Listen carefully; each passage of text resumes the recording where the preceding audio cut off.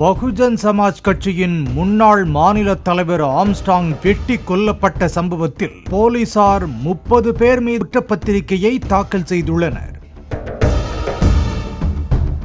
இதில் A1 குற்றவாளியாக rowdy நாகேந்திரனும் A2 குற்றவாளியாக சம்போ செந்திலும் சேர்க்கப்பட்டதாக போலீசார் தெரிவித்துள்ளனர்.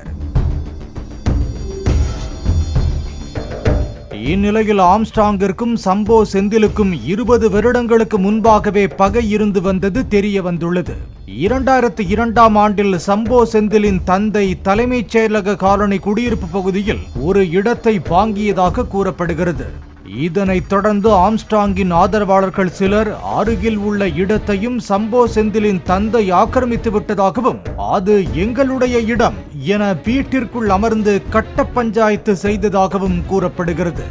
சம்போ செந்திலின் தந்தைக்காக சம்போ செந்தில் பஞ்சாயத்து செய்ததாக சொல்லப்படுகிறது.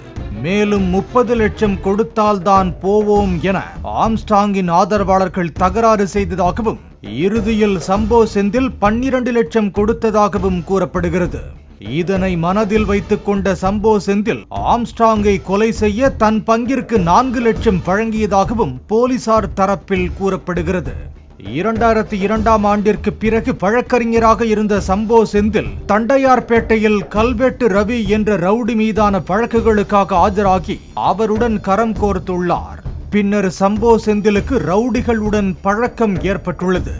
ஒரு கட்டத்தில் காக்காத்தோப்பு பாலாஜி, CD மணி ஆகியோரின் கூட்டாளிகள் கல்வெட்டு ரவியை தாக்க முற்பட்ட போது அவரை காப்பாற்ற களத்தில் இறங்கி முழுநேர ரவுடியாக மாறியுள்ளார். இதனையடுத்து கொலை வழக்குகளில் சம்போ செந்தில் பெயர் அடிபட பின்னாளில் முக்கிய குற்றவாளியான A+ கேட்டகரியில் சேர்ந்துள்ளார். நீண்ட காலமாக தலைமறைவாக இருந்து வரும் சம்போ செந்திலை அடையாளம் காண்பதில் சிக்கல் ஏற்பட்டுள்ளதாகவும், விரைவில் போலீசாரால் கைது செய்யப்படுவார் என்றும் போலீசார் தெரிவித்துள்ளனர்.